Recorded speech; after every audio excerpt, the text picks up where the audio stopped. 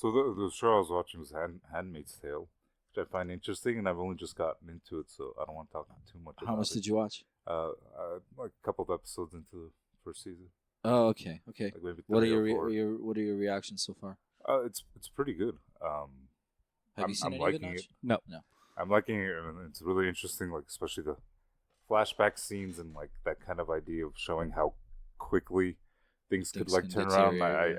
I like that aspect. I think you'll like it. Yeah. Generally, my only criticisms are gonna probably be like spoilers, so I'll just Okay. in the next year we'll talk more in depth. Okay.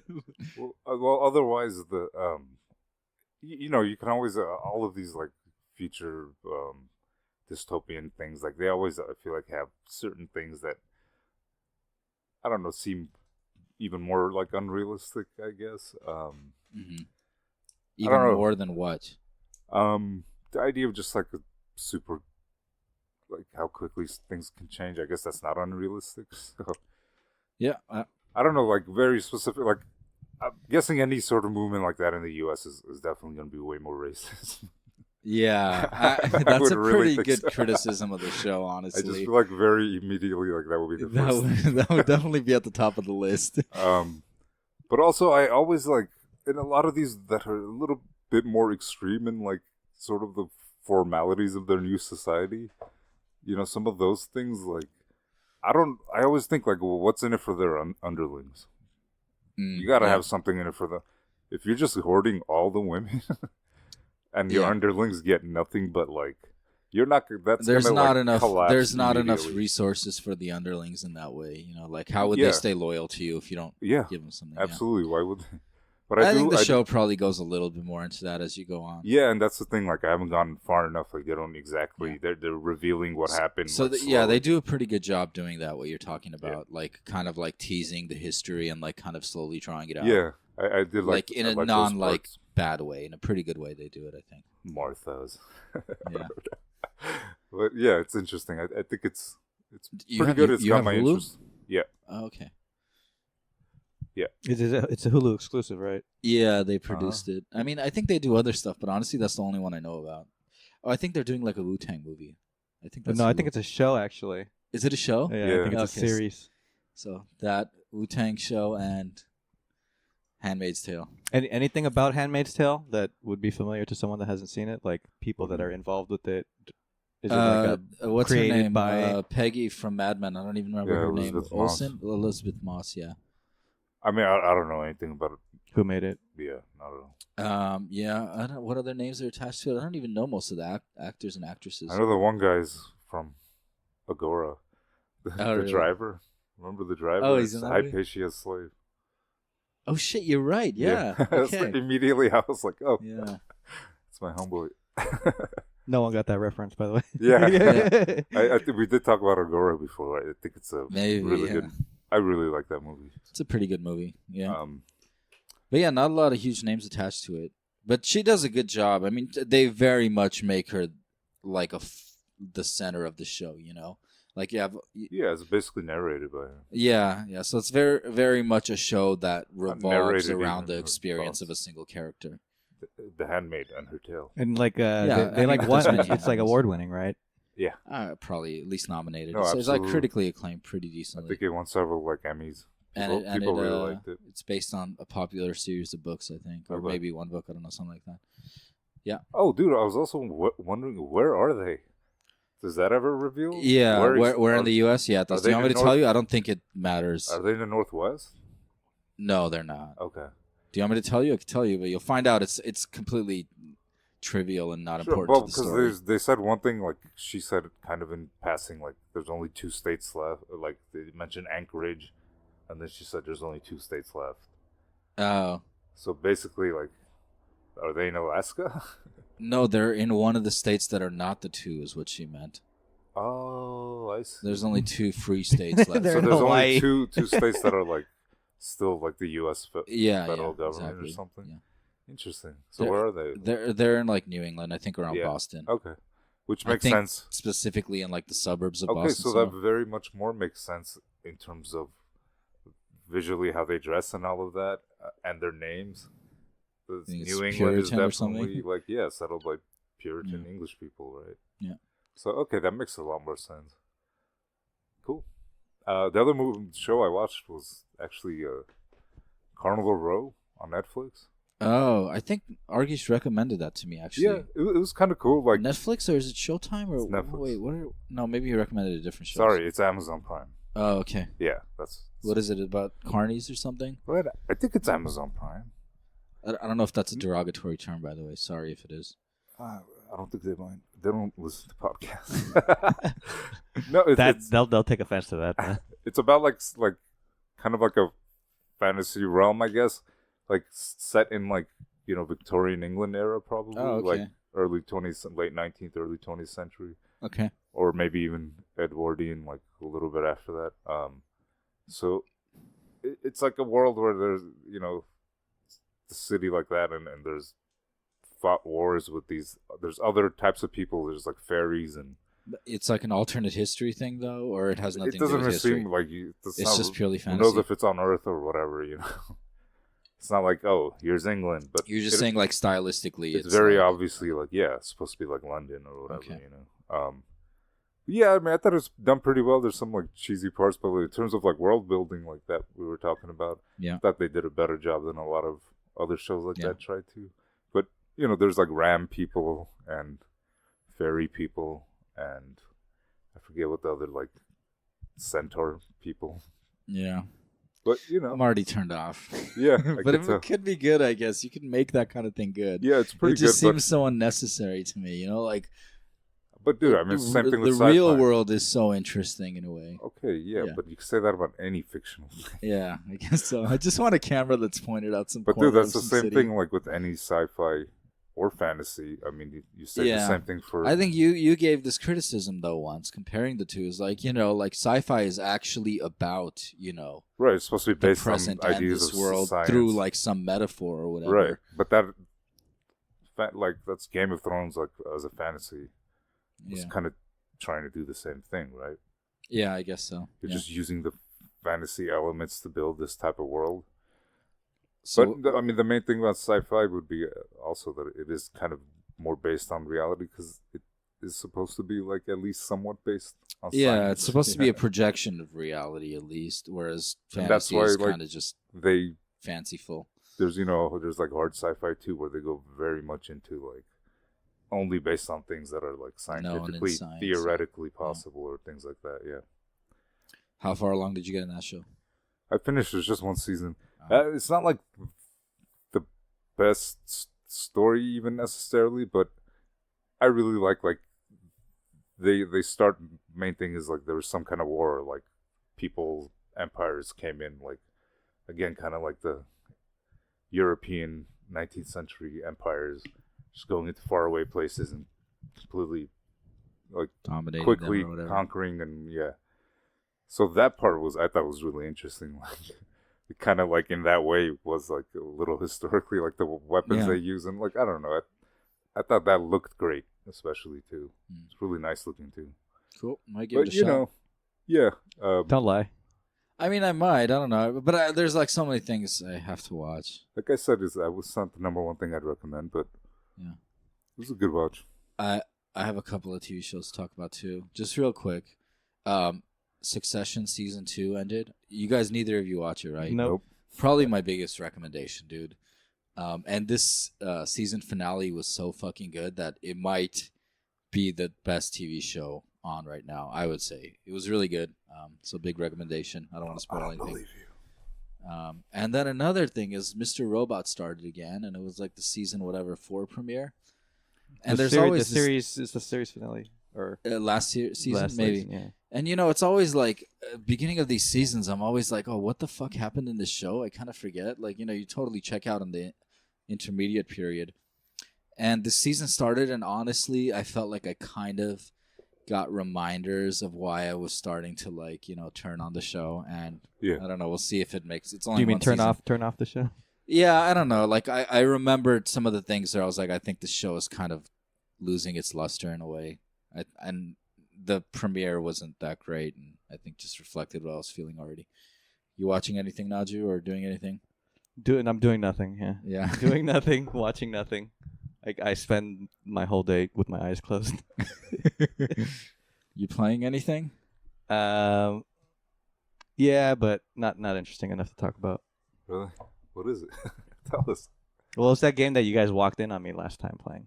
Yeah, it was so embarrassing that she was like scrambling to put it away. Oh no, that looked actually walked pretty. it on you. No, it looked really good. Yeah. Whatever What was it? I don't It's remember. it's called Bloodborne. It's from these. All right, here we go. It's from these developers in Japan called From Software that are known to make just like ridiculously grueling, unforgiving like Dark games. Souls people. Or Yeah, something. yeah, that's exactly what it is. And it has They that, have a great penchant for like coming up with names for their games though. Those are both pretty cool. but that's the game I was telling you reminded me of that Tom Cruise movie where they just keep resetting. Because it's one of the, it's like you die all the time. Yeah, there's no way you're not going to die playing through this game multiple times. So like there's this like system that they use where there's like checkpoints and every time you die you'll just respawn from that one place or whatever. But your progress will get lost if you die. So you have to just go over again. Like once you're at the checkpoint. There are no checkpoints? There are checkpoints, but like they're not very often. Okay. So like if you're like going for a while and you haven't hit a checkpoint, if you die, you have to go all the way back to your checkpoint. Yeah, but that's a pretty common mechanism. You're just saying they're very spread out. Yeah, and the game is also just like extremely unforgiving, where like it'll just kill you because you don't know what's gonna happen, and then you're just like fuck. Are you enjoying it? People that play like Dark Souls are like really like into it in a way that they want to do it well, so it must like not be completely discouraging in a way that makes you stop playing. Yeah, I was about to never play it again because I spent like way too long dying over and over to this boss. And it was just like maybe like 2 hours, maybe 90 minutes playing one boss over and over. So there's something that keeps people hooked in a way. I was getting really frustrated, and then I ended up just stopping. I ended up beating it today though, because I was. You came back to it later. I came back to it later, but I was. Like, I feel like video games were like that way more back in the day. Well, yeah, that's now. They're way more forgiving now. That's a big part of like the fandom for this developer is because it's a lot of older people, adults, young adults that were used to playing super even difficult. Something like Mario was like extremely that, difficult. Yeah. I mean, we learned all the cheats that fast forwarded you through the worlds or whatever. Yeah, but if you're just playing it regular, it was actually pretty hard. Kind of like that was like a huge introduction to even that type of game for most people, like side scrolling, like even getting that Mario. Idea. Yeah. Or just so like I'm sure it's like the first time no save points, no tutorial, yeah, nothing telling you how to do anything. It just throws you into this game, and it's like, okay, just die over and over until you figure it out. But that's like how all games used to be made, right? Yeah. Almost all of them. Yeah, but dude, that is literally Edge of Tomorrow. Like, some people say it's like a video game, but like he obviously couldn't do what he did if he didn't die every single time and remember it. Right. Yeah. Yeah, no, so that's kind of like how you have to play the game. You have to like figure out where the hard parts are, and you have to just do it exactly right. And a big part of it is like you have to learn enemy movesets because it's like it's like a brawler game or whatever. You have to kill people or kill monsters. Because generally, video games are they're pretty easy nowadays. Yeah, they are. They're absolutely. like very easy. Like Red Dead Redemption, which I always talk about, is like one of my favorite games. It's the easiest fucking game in the world. It's much like more it just about tells you what to do. Games like that. Yeah, it just tells you what to do. They're much more about like the experience and like the atmosphere or whatever. Yeah, that's why a lot of people are saying like the blend or the direction that games are going towards is like more back the other way or what? No, it's more. It's still just more going into like the movie narrative. Yeah. Did you play Cuphead? I did not. Because I heard similar things about that. Yeah. Where it was sort of like a throwback in a way, like you have to precisely do things in a very exact way, and if you don't, you just die and you have to start over. Yeah. So I mean, like I heard that type of more of a narrative thing is like way bigger in Japan. I think it's a different style because Japan has these. It seems like a different style because like a lot of it is like a cutscene, right? Where you kind of just sit there. Well, Japan has these crazy ass games that are just like fucking texts and pictures. Yeah. And but like I would say that American and Western video games are way more like cinematic. Right? Yeah. They're like way more actually like Seems movies. like a movie. Where there's just, well-spoken dialogue, well-written dialogue. They're like immersive or whatever. Yeah, You're like supposed to experience a movie almost. Yeah. Hey, by the way, I looked at that map you sent me. What did I send you? Oh, the Paradox one? Paradox, yeah, the biggest Paradox games by... I have questions about the methodology, but it was interesting. Well, I read that the guy said he used Google searches or whatever, which, obviously doesn't mean it's the most popular in the country, but it seems to make sense that Stellaris is like... It basically broke down in language. Like the English-speaking was world all Anglophone, basically, except for like Germany or something. No, they're pretty Anglophone. I think even there. Germany was something else, but not Stellaris. Oh, really? Maybe, I don't remember. Could have been. But yeah, it makes sense though that Europa Universalis is way bigger in most of Europe, and then like Hearts of Iron, the World War II game, is like bigger in like Europe and stuff. Yeah, exactly. That was pretty crazy split. And then somebody was saying like, "Oh, Crusader Kings is popular in all the Catholic countries." No, in the Spanish-speaking countries, dude, especially. But yeah, because like all of South America was Crusader Kings. And there's a new Crusader Kings coming out, by the way. I saw that, man. That was like literally the next morning after I looked at that. I think it's Paradox sale right now. Oh, is it? Crusader Steam or something? Kings or everything? Everything, yeah. I was surprised that they actually publish all these games that are not developed by them. Oh, do they? Yeah. And I was like, I didn't know that. I actually like didn't know what? that. It's like they have like some like I don't know if you've heard of isometric RPG, like tabletop, kind of like the Divinity Sin, that game I made you play that one day. Okay. Like that kind of stuff, like epic storytelling art. Oh, that's pretty cool then actually, because they have a certain power, like a marketing power. Yeah. Yeah, I mean, like I know all their games they use the Clausewitz engine, but like they did the city building game. Did they develop City Skylines? Probably, right? Yeah. That wasn't on the map, by the way. I guess it's not most popular anywhere. No, I think this was like the Clausewitz games. No, that's what I was assuming, because I think they have another game that's like pretty popular, but I could be wrong. Those are probably their most popular games anyway. But yeah, I'm kind of excited about Crusader Kings 3. And I actually got another game yesterday. What'd you get? Because I told you guys I got that workers and resources game, the city building game set in like post World War II. I remember this. Yeah, like Soviet Union basically, which was interesting because it's still in beta, so it's kind of like a little frustrating and hard to play sometimes. I just got this other one. And I didn't realize I don't know who made it, if it's the same people, but remember Mount and Blade? I remember you talking. So like that exact like kind of thing where you have like a map that you run around on and like kind of engage like real time battles. It's like literally exactly that, like all the mechanics, except like it's set in like modern 20th or like early, let's say late half 20th century.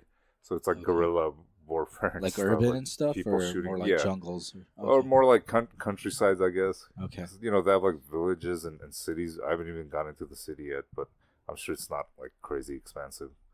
But yeah, so it's interesting. I just started playing, but my computer's not handling it well. So. Soon, friend, soon. All right. Mountain Blade 2 is supposed to be coming out too, right? Wait, what's soon? Are you getting a new computer? Lord, yeah. Oh, nice. You building it or? Kijus. Nice. Hey, what's up, Kij? Shout out. Hey, Kij. Our biggest listener in Tennessee. What's up? He's not that fat, man. Fuck. Kij, I just gotta say that keyboard is so phenomenal, dude. I don't know how to thank you, man. Yeah.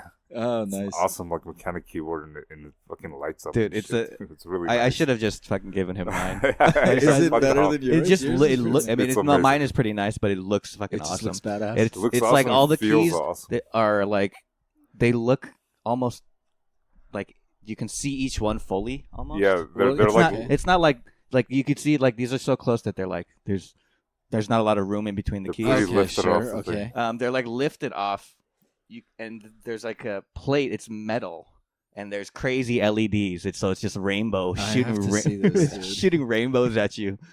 This sounds pretty elite, as they say. Yeah, apparently there's some Chinese thing. There's different like mechanical keyboards. Yeah, it's like red brown. Yeah, and I don't know what's color. what. Oh yeah, that's right. Actually, it one of varies how clicky they are, sort of. Right. Yeah. One of our listeners, Sev, was asking me about it, so I guess Naj doesn't know, but it's very. Yeah, I remember reading about it. I don't actually remember. I mean, they're all clickier than a regular membrane keyboard or whatever. It's very clicky though. Yeah. So what's the clickiest color? I don't remember. I think brown is in the middle, red is one extreme, and the other extreme is like blue or something. I don't know. Okay. But it's Possibly. like the clickiest one I've used. Yeah. Is it clickier than mine? Yeah. Huh. I think Clickety clack clack. I think because it's raised, but it might be as clicky as yours. It just feels like that. I mean, all keyboards are raised. Yours is just like exposed. Yeah, that's like, what I mean. Oh, the caps are smaller or whatever, or they're narrower or no, like shallower. it just doesn't have like. But I think that's you why can see under the keys. But I think that's why it's like it's just empty. It's very industrial looking or whatever. Yeah, I think that's why it's a little clickier though. But you're just saying that because you can see it. You can't see it on my keyboard. No, but okay. Let's just agree to disagree.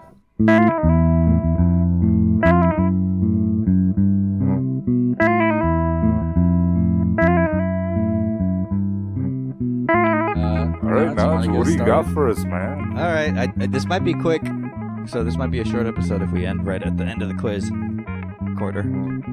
But yeah, I wrote some stuff down. What? Naju's got personalized questions. Are they personalized? It was it was hard. I feel like some categories Naju's life. Yeah, I feel like I don't know. Some of them might be easy, but they all might just be hard. It's really hard to gauge it. Yeah. All right, but you did randomize it, right? It's not like personal to each of us. Well, I mean, I don't know who's going first, so maybe Maher's gonna get all the bobber questions. Somebody won. I kind of try to do like back-to-back questions where they're both kind of similar categories. Okay. Okay. So that's like awesome. every two They're is like in pairs or whatever. Kinda. Okay. I like that. What are they about, Naj? They are about music, the very specific genre. Just generally music. No, music. Oh, like the nice. stuff in elevators? Sweet.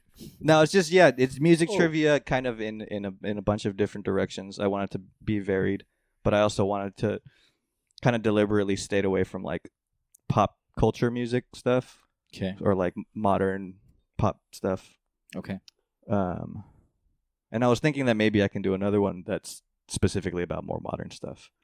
Okay, cool. And then one that's more about like Baroque stuff, maybe. Baroque.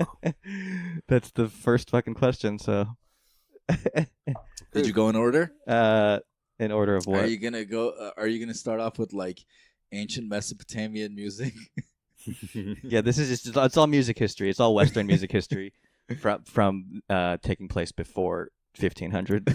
Hey, I think the first. None of this has ever been recorded. We just assume we can reproduce these. It's gonna be only a few questions. The first piece of recorded music was, I think, on cuneiform. Really? Were they able Like to tell it on was music? clay tablets, yeah. I guess they picked up the patterns or whatever, and they were like, "This must be music." Yeah, I don't know. How they And then figured it the out. text above it was, "This is music." Yeah. And you're like, what the fuck? They invented English a long ass time ago. Damn, I'm pretty sure that's right. Yeah, 'cause somebody like reproduced it with what they thought the instrument would be like back then. Ah, no way. But also before we jump in, music related Bob talk previous thing. Mm-hmm. I was trying to think of like another crooner when we had a question before, and I was saying the not stereotypical, the Prototypical crooner is who? Yeah, Dean Martin? I was thinking, No, I was thinking Bing Crosby. Oh yeah. Although I guess I was just reading. What does it even mean? You just kind of sing like with a Croon. deep voice or something? No, I think you specifically even that you deep sing of a like voice. standards and stuff too, like specifically a male vocalist. That's what I remember reading. Crooner, dude. But Croon. yeah, that sings. This is gonna come up later. Naju doesn't want to comment too much. No, it's not. But yeah, also because what's his name? Sinatra was in that article, which was Wikipedia, I think, said he doesn't consider himself or Bing Crosby to be crooners, and it's like. Okay, who won? Do we know? Maher won last time, yeah, the U.S. I guess. presidents. Oh yeah. Yeah, I remember. I didn't take it well. But I got some easy ones that time. I think No, Bob it knew all the happened. ones that I got. Yeah. I might have known the ones he got too, maybe. So so we're doing another straight up 1v1 chance to steal. Yep. Best of 10. And I decided to try to make them like Jeopardy, so they're all just sentences, and you have to. We have to give you the question. Yeah, you have to give me the question. But it didn't really. It started not to work well. No, I didn't stop. It's just awkward. It's an awkward statement. All right. But the first one, going to my hair. Okay. Music trivia. The end of the Baroque period of music is attributed to the death of this composer in 1750. Yeah, I'm just gonna say Johann Sebastian Bach, because that's the only Baroque musician I know. That's correct. Nice. All right. This is kind of a gimme. Kind of. I was gonna try and make you get the year. Oh, that would be really hard. Yeah. Yeah, I don't think I would have done it. I didn't realize it was that late. I don't know if I told you guys, but the book I'm reading, you guys remember that book, Gödel, Usher, Bach? Yeah. Hike gave it to me some years ago. I might have brought it up, but I'm trying to read it again. So I've been reading about Bach a lot recently. So good question, Naj. Yeah, I think maybe both of you would have been able to get that, and maybe dude, both of that's you. the only Baroque artist I really know. Yeah, maybe both of you would be able to get this Vivaldi? Too. So that's why. Is he Baroque? No. Naj doesn't want to make any comments about Vivaldi, by the way. Number 2, Bobber. The history of Armenian duduk music is dated to the reign of this Armenian king. Oh, dude, I don't know, man. I don't know either, but sick question, bro. You gave him a gimme. How is this related to the previous one? Their history. They're really fucking old. Yeah, really old. Well, this one's way older, probably. Yeah. Well, this one is way older. No, I feel like this one's kind of a gimme too. There's one kind of obvious answer. I was It just says gonna Armenian say, king. Tigranus the Great. Yeah. See, that's might be- I feel like that was a gimme. Yeah. See, that's why I evened it out there. I had 2 in a row. It was Ardashir the third. We're easing. Seriously. We're easing into it. No, I'm just kidding. Yeah, that's fine. Cool. 1-1. Can you make the question? Does it really goes back all that way that far back? That's what Wikipedia said. They say it was a problem. So he was also Tigran the which number? Second, I think. Okay, yeah. Nicely. There's a Civ mod. Fucking jinx. There's that told me about it, and I've been playing the Civ mod. So somebody actually made the Tigranus the Great Civ mod. Armenia. Actually, he said attributed to, so Dated to. Okay. So that's different than what I thought it said. But anyway, okay. It's accepted or it's been found. Oh, in the same date, not necessarily attributed to him. Is that what you're saying? No, like they probably no one back then wrote a thing that said, "Hey, I invented the duduk today," but they probably traced it. Like that's the farthest back they could trace it. Yeah, makes sense. Hey guys, so I. All right, back to my hair. 1-1. Gimme. All right, so I'm gonna write that one day, just in case some hit like in 1,000 years.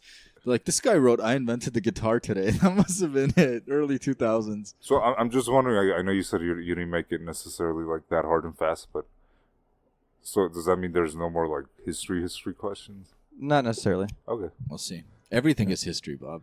That's true. Yeah. Even the future. It is. Yeah. All right, number 3, Maher. This musical term is a set of exactly 3 notes that can be stacked vertically in thirds. Easy. That can be stacked vertically. I didn't know that music had vertical and horizontal. I'm guessing that's at the same moment of time along different pitches. Well, you can't really stack things horizontally. Yeah. They're just next to each other. 3, wait, in thirds? This musical term is a set of exactly 3 notes that can be stacked vertically in thirds. So I'm going to give the answer that seems like is the answer to me, but I don't know if it fits the exact definition.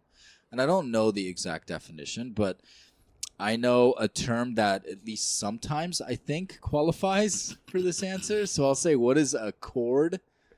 A chord is incorrect. Oh my god. Specifically because it's not. It can be other things than exactly 3 notes. Yeah, so that's what I was thinking, but I was like, maybe I just don't know what a chord is. God damn it. When I said easy, I was just kidding. That's the only thing I can think of as a chord. All right, can you just? I'm really interested in knowing more about this question after you get the answer. Too. Can you one more time? This musical term is a set of exactly 3 notes that can be stacked vertically in thirds. I have no idea. An octave. An octave. Wait, is it a triplet? Is incorrect. Oh, triplet? It is an octave, not an octave. Is it an octave? No, man. What? I was like, maybe there's another usage of what is a triad?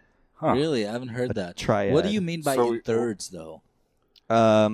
So seconds, thirds, fourths, fifths, sixths, sevenths, eighths, all the way up to 13th. The separation of the notes? Is the space in between the notes. You're just describing how far away two notes are. A third of an octave, sort of? No. Or a third of a scale or something? It's just counting. It's not a third in terms of fraction. Oh. You just call it a third because it's the third note. Oh, the third note relative to that other one. Yeah. Oh, never mind. Okay. So it's going to be the third note, and then it's going to be the fifth note. Within a scale, right? Not within a scale. Chromatic or whatever. So basically, it is a chord. A triad is a chord. It's a type of chord. It's a type of chord, yeah. And what is stacked vertically? You mean played at the same moment exactly. in time, right? Okay. Because when you're looking at written music, when they're vertical, that's harmonic, which is, they're being played simultaneously. And then when you see them moving left to right, that's a melody. Yeah. But oftentimes, music written for like guitar or piano is going to be a mixture of that, right? Sure. It's going to be chords and melodies and chords and melodies all over the place. So is that like is it triad like it's probably not, but are those like the common like major or minor chords? They are. Those are Absolutely. Both triads. Yep. They're both a third apart. They're both thirds apart because there's 3 notes. Yeah. So the first is a third, starting somewhere, 3 notes and then 3 notes again. Those are both major and minor chords. Yeah. Well, so there's 2 types of thirds. Okay. There's a major third and a minor third. A major chord is a major third and then a minor third, and then a minor chord is a minor third and then a major third. Like those are the exact spaces. Yeah, but within a scale of like A major, those are still 3 notes apart. 3 notes apart. Yeah, I don't know exactly. Okay, so in the scale of A major, you have A to A going up to G. Okay. Yeah, sure. Or let's do C major. A is better. A is better just because A is easier to understand starting point. So it goes A, B, C, D, E, F, G. Okay? Uh-huh. So A, C, E is a third and a third. Is a third and a third. But it might be flat or sharp or something, right? Well, A, C, E, just straight up A, C, E is a minor chord. So that's A minor. A to G with no sharps or flats is A minor. A, C, E is a minor chord. But what you do to make it major is you change the C to a C sharp, so the gap between the first 2 notes and the second 2 notes switches. It's smaller, but it gets bigger on one side and smaller on the other side, and it's a mirror. Okay, yeah, sure. What? But they're still thirds. Yeah, yes, but they are still thirds. Scale is different. Okay. That's crazy. Cool. That was good to know. And non-triad chords are like what? Like diminished or fifth, or I've heard some of these terms. Diminished chords are still triads. Most chords are triads, actually. Oh, okay. But it's until you get to like more modern concepts in like post-classical music and into like jazz and stuff, where you start playing with 7th chords, which is basically they're 7ths apart. No, the idea of calling them a 7th chord is if you have a chord, instead of using A, B, C, D, E, F, G, you're going to use 1, 2, 3, 4, 5, 6, 7, 8. Okay. So a chord is going to be 1, 3, 5. That's the first. Okay. And then what's the next obvious thing to do is go to 7. So you add that 7. Adding another. You add the 7th to the chord. That's why they call them 7th chords. Makes sense. Which is now a 4-note chord. Yeah. And then you can add the 9th, which makes it a 5-note chord. You can add the 11th and then 13th, which makes it a 6 and 7. Do they do that? It's hard to do that with the saxophone, though. I guess. Well, the saxophone. I mean, melodic instruments can imply harmony by the notes they're choosing to play in a certain sequence. They imply that this is the harmony, even though they're not playing it simultaneously. They're not explicitly playing it. Okay, cool. That was pretty deep there. No, this is good. It's a good. Well, yeah, what's awesome is that we can ask Naju about, and we can learn these about things. The questions. Yeah, and so can the audience. Hell yeah! Right. Okay, so I just, because I think this is really hard, I'm gonna go ahead and give I thought triad was pretty hard. Yeah. This is hard too, but I'm gonna give a little buffer on this one. So let me just read. This is so stupid. I wanted to connect it to our conversation about music the last time. Week, okay. Often categorized within the larger genre of American folk music, African American spirituals began as an oral tradition. Eventually, this year marked the first publication of spirituals titled Slave Songs of the United States. Dude. Give or take 1 year. I'm pretty sure I read this in getting ready to tutor my student. Really? Because this is the time period, right? It's pre-Civil War era, like that I'm doing, and they had a section on like African American culture. Oh, so this isn't a recording. It's just the. It's written. A written publication. Okay. Anyway, Sorry. yeah, I don't know the exact dates. So I'll just say 1818. Wow, it's really early. That is incorrect. I'll say that was earlier than I thought you were going to say. I have no idea, but it's going to be first half, I guess, of 19th century. 1840. That is incorrect. What is it? 1867. Oh, okay. So after No More Slaves. Yeah. Okay. Well, yeah, I don't know if who's going to be writing writing that stuff down before that. Yeah. Well, some I mean, maybe not that exact thing, but like publication maybe. They started to, especially like obviously not as in much the in north, the south, maybe. but in the north, yeah. Because there's like a whole. But there wasn't a lot of slaves in the north. But there was still like no, you know, but the thing like I remember Africans. is like a minstrel show, you know, like this was during that era that they had like a I think that was a little bit later, wasn't poster it? for no, it was right then, and it was in a northern city, you know, Mm-hmm. And it's all written in this like crazy like super racist sounding like Black American accent, but it's like written that way, you know what I mean? It looks so ridiculous. So there's obviously what this means is like they're writing the music down in like traditional Western notation or whatever, right? That's It was the idea. probably just words. Yeah, I thought it was just probably the the words, words. not the melodies. I mean, I would necessarily? assume. I didn't get into it. I mean, maybe. I mean, there were certainly melodies to these things. Oh yeah. Right? Oh yeah.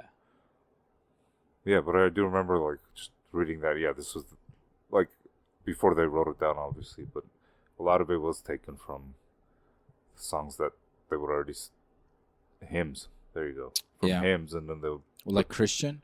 Yeah, and then they would put their own their own rhythms, Rhythm and like melody that. to it. Yeah. Yep. Okay. It's Question 1-1. 6. Yeah, 1-1 still. I think it might end 1-1. No, it's question 5. Sorry. It's question 5. Oh, it is question I was just 5. like, sorry. we'll start out making sure the contestants feel good about Yeah, themselves. seriously. An Armenia question. And like a Bach question. Got so excited. Okay. Question 5 or statement 5. What do they call it in Jeopardy? Clue? No, it's the answer. Oh, answer. Answer. That's right. And then you give the that's question. the answer. Dumb. Okay, this is. I apologize, Bobber. This is kind of a fucked up answer, but here we go. I'm gonna disagree. 2 plus 2 is 5. There's gonna be this idiot. What is an incorrect statement? Gary Burton, a jazz vibraphonist from the 1960s, changed this aspect of his technique to revolutionize how people learn and play pitched percussion. Wow. I'm going to say this is probably fairly stupid, but I'm going to say, but maybe all vibraphones are played like this, so I might be completely off base. I'm going to say he had multiple like sticks or percussors per hand. Is that a good description, or does that even make sense? Is percussor a word?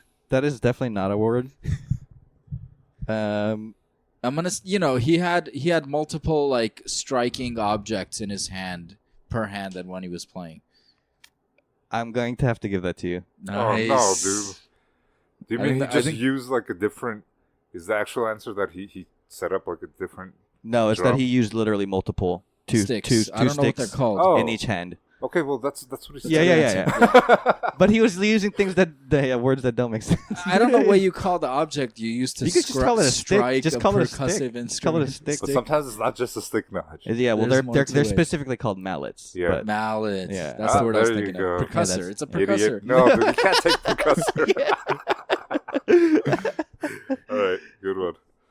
All right, was that really it? Yeah, that's what he did. Yeah, he put 2 mallets in each hand because with pitch percussion, right? You have mallets, 1 mallet in each hand, so you can only really do melodies with kind of like 2-note chords, which is not really really strong. But then once you get hit 4, like the space between, but then those are usually not in the chord together, right?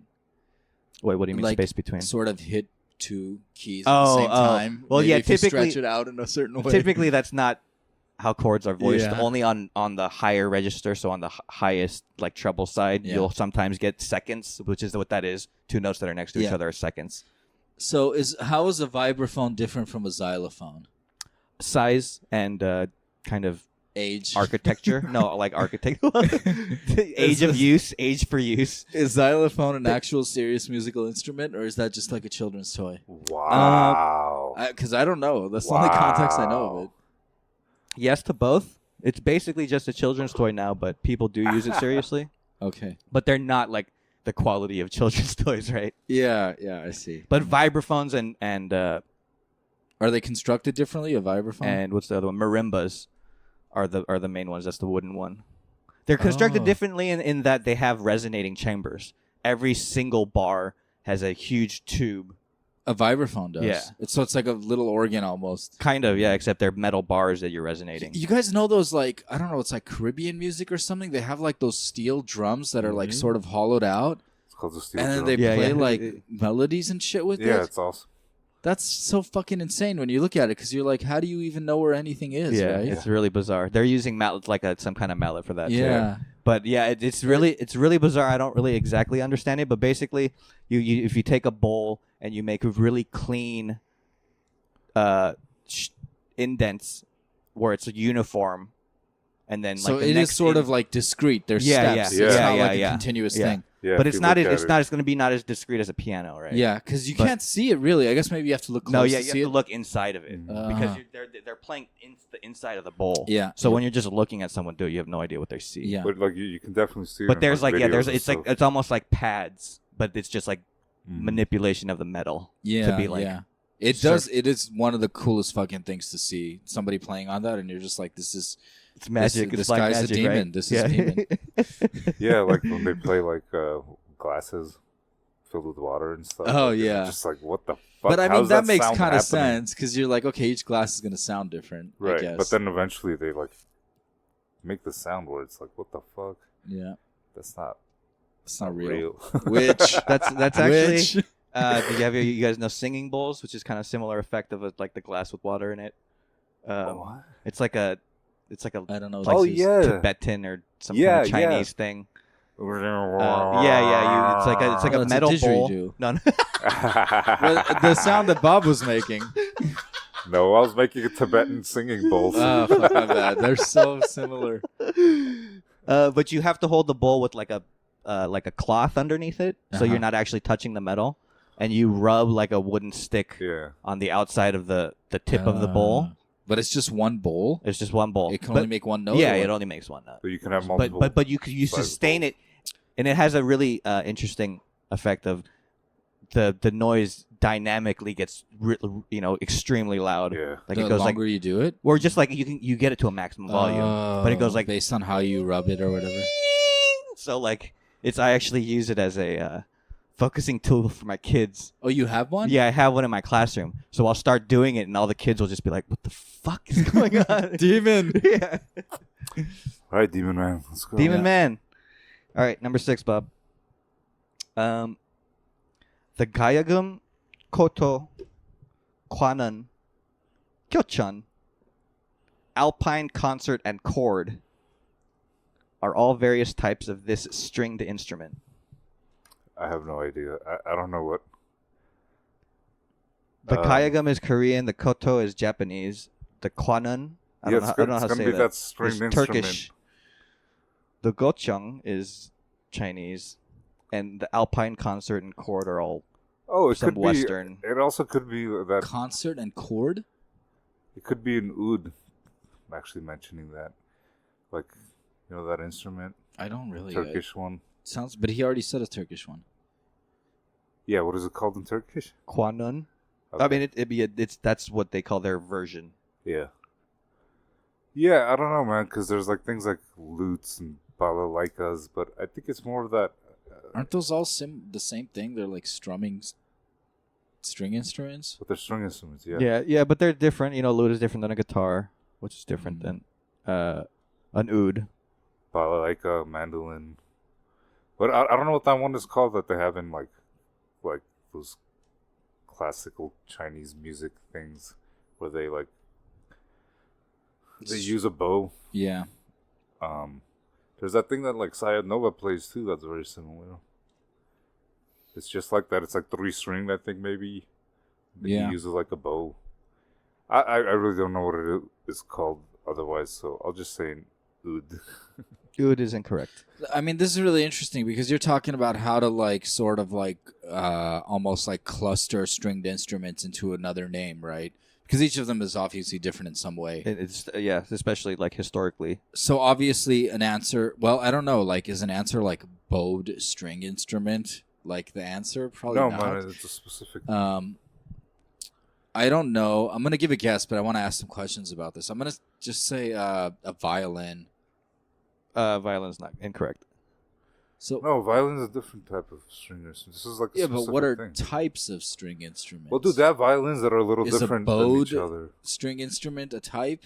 Well, I heard they have guitars that are a little different from each other. The thing is, like, okay. What the answer is. I will have to say that your confusion and is justified. Is a little bit justified because categories of instruments typically can be a little bit ambiguous as to what exactly you're categorizing. Sure. Right? But this is also something that is known. Kind of this class of stringed instrument is like it's a term that people use regularly, and they're called zithers. Oh, I've heard that term. Yeah. Are they really called that? Zither? Oh, it's actually one of the things that popped into my mind, I swear to God. But I was like, I don't actually know what that is. Yeah. Right. It's not bowed. These are not bowed. They're plucked or they're strummed? plucked or strummed. And I was thinking maybe you guys might be able to get it with the chord one. Uh-huh. Because an auto harp. You guys ever seen one of those where you see the chord names? They're written on little buttons, and you just press it. No fucking way and then you just strum all the strings because it's like a very numerous stringed instrument. Uh-huh. It's almost like a mini piano without keys. So you press a button and it plays a chord? Well, you press a button and it presses the certain strings down. Oh, together to make sound. So you just press this button; it'll make sure the correct strings are ringing, and then you just play. So a zither is like a meta instrument. Then it's considered one. There is no actual. Well, I don't know. It becomes very difficult to answer. Like, is there an actual Platonic zither? Dude, those were all the. I don't like your use. Because what does that mean? Like you can't say that about anything. I mean, I would say that can you draw a Platonic guitar? You probably can, right? But Meher, okay, but those are the names that they give them in different cultures, right? In these different societies. Yeah. Are they names for different things, or are they different versions of like a similar? That's thing? the thing is that okay, they are. But they are. You've heard of a guitar, right? You know there's different types of guitars. Different countries call guitars different things. Not anymore. Well, like in Armenia, I would say universal. Like in Armenia, we call it a guitar. I would say there's still a Platonic guitar. And they're kind of. I disagree. Then, like my Platonic guitar is different than yours. That totally ruins. It's not. Totally Stop fucking lying. The opposite of the idea of a Platonic ideal, man. I think in Western music there is kind of a Platonic zither that you can look at and be like, "That's." There is. Yeah. Okay. But it's not as standardized as a guitar, right? Yeah. Okay. If that makes sense. Like very. If it's like very rigid modern, now, like a piano or a keyboard. So, but all these examples, you said, Chinese, Korean, they might be related, but then you said like Turkish and like Alpine. Dude, those are probably they're all probably related, independently developed. I'm guessing. I was gonna say the opposite. You think they're not independently developed? They could be. Like East Asia and like Europe. Yeah, it could have spread from there. I think kind of maybe the nature of creating the first instruments was like logical in our evolution, right? So like, you mean like it was like a certainty, like it was an inevitability, kind of, right? And so maybe not necessarily that they all came from the exact same place, right? Somewhere in Central Asia or whatever, but that the ability to create this concept or this like rigid structure for sound, an inevitability, sort of. Yeah, but that would still make them independent. That's pretty interesting to know. That would. But do you think they know those kind of things? They probably could like divine what how something that wasn't connected to this, right? Yeah, dude, I'm sure like flute type of instruments were developed like independently. Like so like that's a similar term, a flute, right? That is very universal. There's flutes from all over the world. Right. Yeah, they're all called flutes, right? I guess they rely on the same, like, I don't know, physical characteristic of how it makes sound. Yeah, or drums, for example. I mean, zither instruments are like, they're all set down on a surface. They're set down on a surface or a lap. You pluck them. And you pluck them with your fingers, and you press them with your fingers. So like a bowed instrument would be like a different string family, right? Yeah. So just specifically but this most one. bowed instruments can also be plucked, generally. Yeah, and I guess you could say like, oh, guitar is like not on a surface, it's handheld or something, so that's a different class or whatever. So it's not only the physical characteristic of it, but it's also how you play it that determines this family. I don't know. Which is based on the physical characteristics. Yeah. But I'm sure you could pick up a zither and play it like this if you really wanted to. Okay. Yeah, and you can. I made a gesture where you're holding an instrument for the audience. You can fucking play a flute with your nose. But those are only nose flutes. It's a different class. It's a different class. Yeah. But dude, I was just saying specifically this one. I thought it was probably related because when you go from China to Turkey, it's probably like Central Asia somewhere. Say like the Central Asian spread. But I'll specifically look this up. It's interesting to find out. I have another question. Are there actually any instruments that you play with your nose? There is. It would just be harder to do, right? Your mouth, your muscle control is so much better. What instrument is that not? It's like literally, it's called. It's literally the people made it for the nose. Yeah, and they're silly. They're silly. They're intentionally meant to be like contrarian almost. Yeah. Okay. Because you really have no real control of your nostrils as opposed to your lips and your tongue. Yeah. Like your lips and your tongue are very, very fine mechanical motors. Yeah. All right. Yeah. Is there any languages especially that you can my speak tongue through your nose? All right. Question 7. Yeah. Oh, we're at 7 already. Damn. Okay. Back to me. Back to you. Okay. All right. This is also another fucked up one. I guess you get both. You get both fucked up ones. I got the last fucked up one though. Yeah, but you actually got it. Okay. As a member of this band, Keith Cowboy Wiggins is credited with coining the term hip hop in 1978 while teasing a friend who had just joined the army, mimicking the way they march. Hip hop, hip hop, hip hop. Holy shit! I have no idea. Member of this band? That's the question. Mm-hmm, this band. Yeah.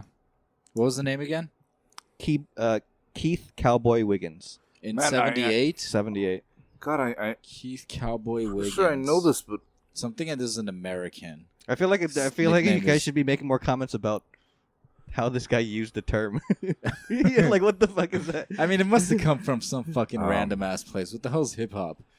The words. Right. Like, I guess. They're similar words, but what do they have to do with each other? I guess you could hop with your hip. Yeah, I don't really know.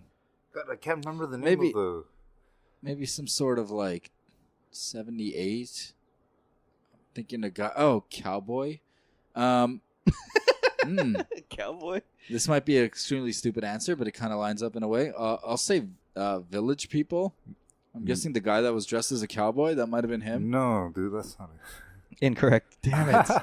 It's the one rap group that did hip hop, hip it to the hip hop. Maybe. It goes.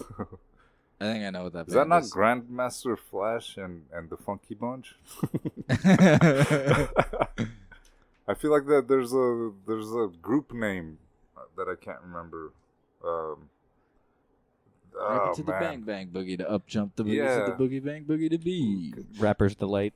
Yeah. The name of that song. What was the name of the band, Bob? I don't think that's. I don't know. That seems. Yeah, that might be late 70s. I think it's later. That is late though. 70s, man. I think it's later. I'm not sure. No, dude, I'm telling you, it's late 70s. But I know that, like, you know, a lot of like those very early hip hop came out of like, you know, basically disco DJs, sort of, and like they would do like a little, you know, verbal kind of hyping up, and then that became hip hop, sort of, as its own art. Is that right? Sure. Yeah. I mean, that's arguable for sure. I can't remember the name, dude. It's like the something crew, the fab the.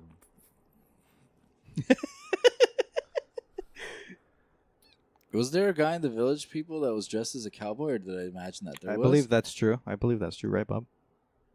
I think there was a cowboy. There was an Indian. Probably. There's like construction Indian, worker. So I would say there's not a cowboy. Oh yeah, they wouldn't have gotten along. I mean, a cowboy's just a rancher, though. He could have been an Indian cowboy. That's, or I don't know. Controversial statement, bro. I don't know if they ranched. They probably did to some extent. That would be a good Bob talk too. They had agriculture to some extent. Is it the wrecking crew? Well, dude, most of the 19th century, those tribes on the plains were definitely horse based. So they didn't necessarily ranch, but they like. Their whole culture was based around buffalo hunting and stuff. Oh, hunting, yeah. Yeah. That's different. I don't know. Well, what's the one I just said? You said Wrecking Crew. Oh, yeah. Can I say the answer that Bob's thinking of when he doesn't remember it? Sure. No, he's going to remember it at the last second. I'm rapping to the beat. Something about KO peptide. That shit goes on for way too long, though, man. Yeah. That story about when he goes to his friend's house. Yeah, we're just like having karaoke that song. I'm just like, oh my god, I'm still up here. Like, Jesus, there's another like, verse. The song's like 7-8 minutes long or something. But it's crazy. The guys, man. The guys, man, is correct. I'm rapping to the beat. They used to play that every once in a while on like Power 106 and stuff. Probably save for K-Day now. Yeah. All right. All radio stations playing my shit. Call it back to season 1. I'm sorry, Bobber. I'm gonna have to give you a soft timer. The soft timer is back. No, yeah. Well, you guys know what I'm thinking of. Yeah, I do. I wonder if that's the answer. Or I think I know what you're thinking of. Rapper's Delight by the Funky Bunch. Fuck, no. I heard that this band that Bob's thinking of was sort of like a studio creation, and it wasn't actually like a band or whatever. It wasn't like an actual organic group. It was more like, oh, this thing that's happening, let's make a record of it. Let's just get some random dudes to like rap together. That's interesting. The soft timer just turned hard. All right.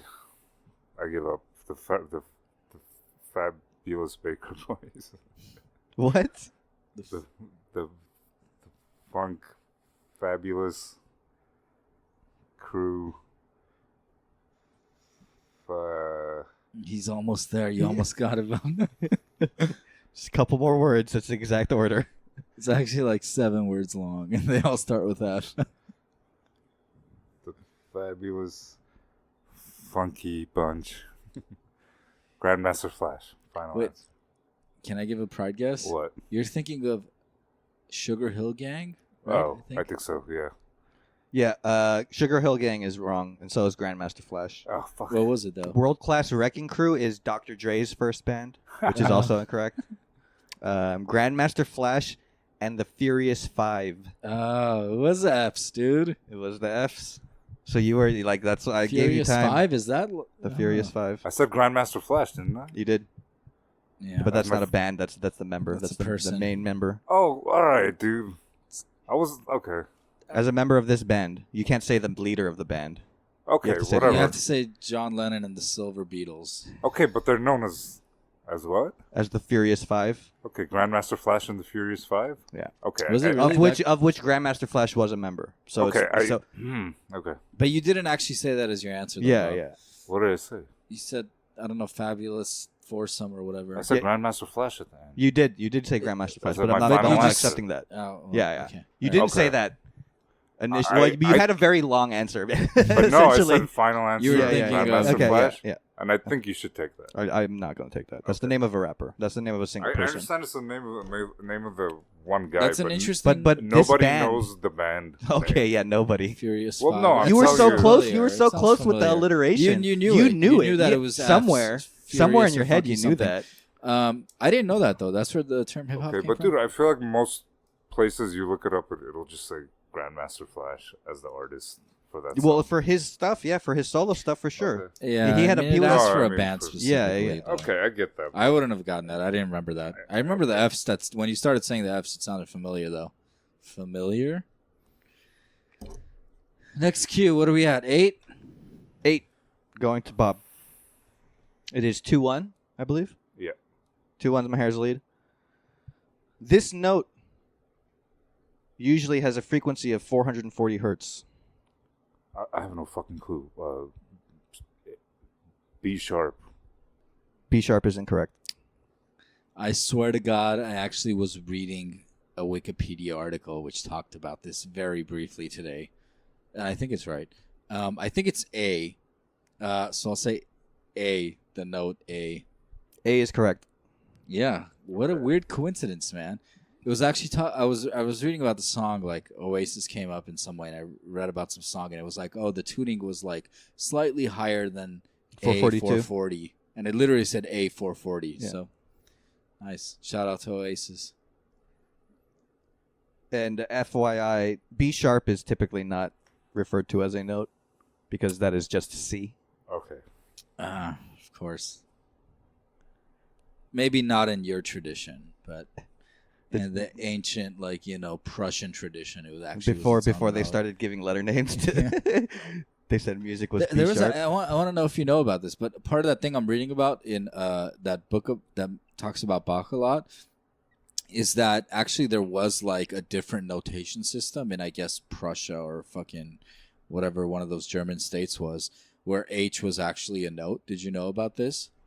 I think it was around the time of Bach. I vaguely remember learning about it. And it might have been something about B sharp and how B was actually A sharp or something, and B sharp was B or something like this. Yes. So there's a different notation. I do remember that, where you could actually play a melody that was Bach, B-A-C-H. Anyway, I actually specifically remember that from my music history class. Yeah. So I think that's what Bob was referring to, probably. No, I have no idea. Fuck, dude, I just chose something. Like, why would you even know that, dude? I don't even understand. Because I read it in a book. Okay. Yeah. That's the only reason I know. No, I mean, why would you know the frequency of A sharp? Oh, yeah. Because I read it in a Wikipedia article today. Yeah. Okay. I mean, concert A, if you go to like any classical concert, when they're tuning, that's what they're tuning to. They're tuning to 440. Yeah, Bob. And if you had listened a little bit carefully when those LaRoucheites were talking to you, you might have known this. Yeah. I thought the Hitler mustaches on Obama's face talk loud enough. So. If you look close enough, there was an A440 on the mustache, dude. Oh, cool. All right. Question 9, or answer 9, going to my hair. This process is usually the final step before releasing a professional modern recording. I know some words that might be relevant. Moit. Is the last step before releasing? Yeah. I got a couple in my mind that I'm juggling. I don't know what either one means, but they are verbs that are associated with publishing a musical piece. Yeah. All right, if I get this, the game's over. Is this 9? Yeah. I'm going to say mastering. Okay. Mastering is correct. Nice. What is pressing? That's for vinyls. Oh. Yeah. Like physically pressing. Pressing them into the fucking material. Okay. That's the other one I was thinking of, but I was like, no, that sounds kind of obscure. What is mastering? Tell us. It's basically the step after mixing, which is what, the mixing engineer will generally get the levels relative to each other. Yeah. As a mixer. Yeah, as like a mixer, as close as the ratio they want. And then a master masturbator will basically just kind of boost all the levels a certain way to make it sound fuller and louder. It's I don't understand what the difference is. Mixing is not actually going to affect the final sound. It's just affecting the relation of sounds to each other. So the volumes relative to each other. So what is the mastering makes it louder? Yeah, makes it louder, but makes it also like fuller and like cleaner. So across the frequencies might be making like, I don't know, the lower frequencies louder relative to the higher ones or something like that. And probably like possibly clipping certain things and like just cleaning the sound. So the mixer will give the master kind of like notes on what the recording looks like. Yeah. And then he'll go and it's basically like a polishing, finishing it to make it sound as clean as possible. All right, Last one. For pride points. 10 points. This term is used to describe the smallest interval in Western classical music's 12-tone equal temperament. I'll accept 2 answers, but I have 1 written. I don't know. A gap. Gap is incorrect. The smallest interval between 2... What? Just interval. That interval implies that there's two notes. Okay. Fuck. I was gonna say note. I think that's too generic. Say it again. This term is used to describe the smallest interval, which is defined as the space between 2 notes, in Western classical music's 12-tone equal temperament. I don't know. An eighth. An eighth is incorrect. It is a semitone. Oh, really? Okay. All right. A semitone. Here's a pride point. Oh, congratulations, my hair. Barbara wants to shake. GG, Bob. Good questions, Naj. What is the term used for something that is smaller than a semitone? A microtone. Yeah? Yeah. Nice. A demitone. I didn't even know that. And what the music from what country explores a lot with microtones? Nepal. India. I was close. Yeah, I mean maybe Nepal too. At that point, probably. Yeah, but if you really look at Nepali music, it's even like finer than Indian music in the microtones. It's like nanotones at that point. Their ladies are finer for sure. Are they? No, that was a joke. Subjective.